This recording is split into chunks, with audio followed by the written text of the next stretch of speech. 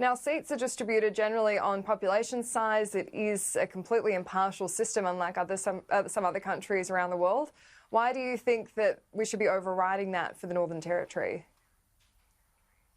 Well, the Northern Territory has 4 representatives, the 2 senators and the 2 House of Reps members, and clearly I'd certainly like to see way more than that. We would eventually like to become the 7th state in the Federation, but at this particular point in time, we certainly don't want to diminish the 4 numbers that we do have in the Parliament. But if the number of seats are set, they're supposed to represent a certain population size. If you don't have the population for it, isn't that the issue, not the drawing of the electoral boundaries?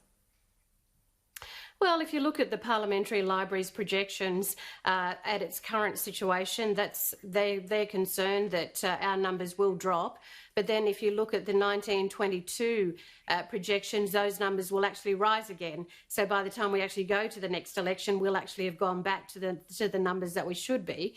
And it just seems crazy to step down from 2 seats now to 1. Let's keep the 2. And let's make sure it's legislated. And I do thank the Nationals for supporting me on this, in particular Dr. Sam McMahon. What's going to change in the population in that time? Because we're talking about a very short period of time. You're saying you're going to actually be above the threshold again. Why?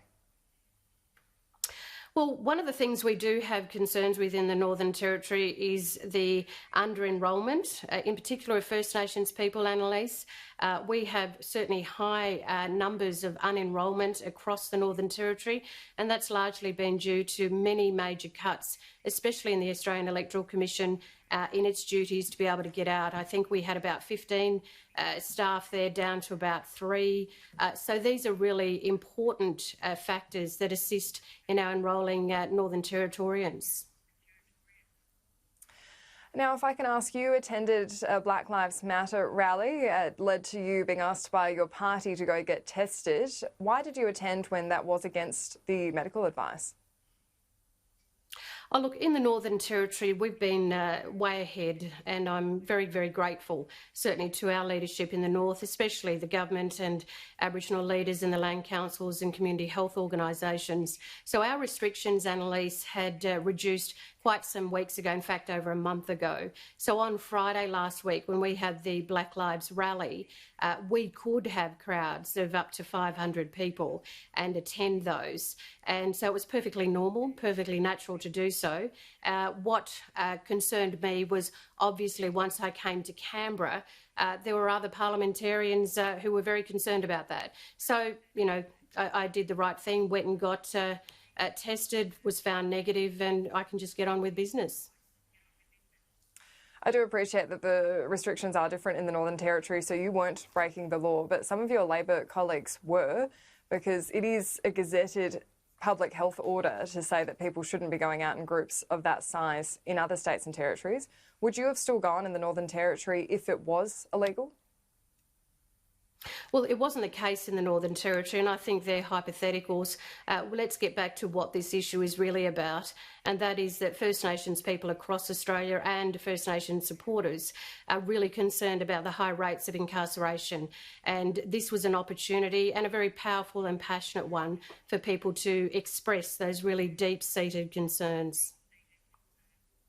It's not really a hypothetical for your Labor colleagues, though, who did go out, even though it was illegal, to these protests. Now some of these protests have had cases of coronavirus, and that could lead to an outbreak we won't know for a few weeks at this point.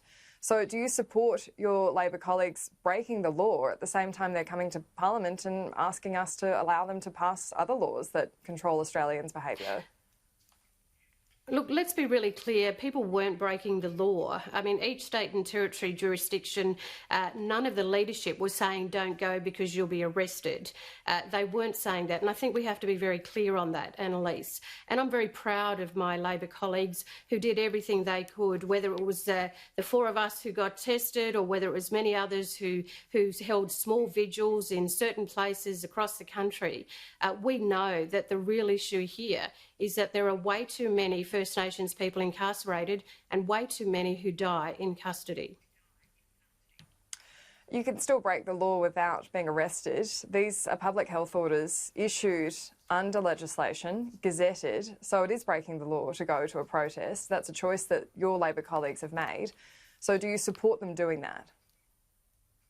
Well, I think I've just answered that, Annalise. This is a really tough message to be selling to the Australian public, though. You are parliamentarians, you're passing laws, you're asking us to respect those. And so why are we asking people to respect the laws you're passing at the same time that we have parliamentarians ignoring them? Well, let's put this question to the Prime Minister, shall we? The First Nations people and their supporters are close to 100,000 people who did walk across the country to raise the issue of the high rates of incarceration. I'd like to ask if the Prime Minister, who is the one leading the country, has engaged with any of those people to really look at the concerns that our country needs to look at. And instead of further inciting division across the country, we really need to work together and harness the energy that we can. The Senate was capable of doing that yesterday, and I commend the Senate for supporting me, and that is the government as well, in recognising that these rallies were important. You only have to have a look at the motion that was supported by the Senate. What did you make of the Prime Minister's comments on radio yesterday that Australia didn't have a history of slavery when he was discussing James Cook's legacy? Well, I was fairly disappointed, Annalise. I mean, this is our leader of the country who sees only Captain Cook's arrival as important. But there are other things that have happened in this country, and slavery is very real. You only have to look at the South Sea Islanders who were kidnapped and taken to Queensland in the sugarcane fields there. Their descendants can tell you that story. Faith Bandler, who led our 1967 referendum, was a descendant of that kind of slavery. And also to the people on the Cocos-Keeling Islands who are in my constituency and Warren Snowdon's in Lingiari, who are descendant of people from Malays and the Dutch East Indies. And their stories are very much around slavery and forced removal. So there's talks of more Black Lives Matter rallies coming up, and the Finance Minister this morning has said that he'd support pulling back JobKeeper payments for anyone who attends. Do you agree with that? Oh, look, I think it's unfortunate that Senator Cormann saying that, or, I mean, I think it's unfortunate that that is being said, and it's only going to cause more division in the community. And as I said earlier, Annalise, what we need our political leaders to do, in particular the Prime Minister, is pick up the phone and talk to First Nations people, talk to First Nations media, engage with them, and actually see what you can do to find a common path through what is obviously a very serious situation. Don't make it more divisive than it needs to be.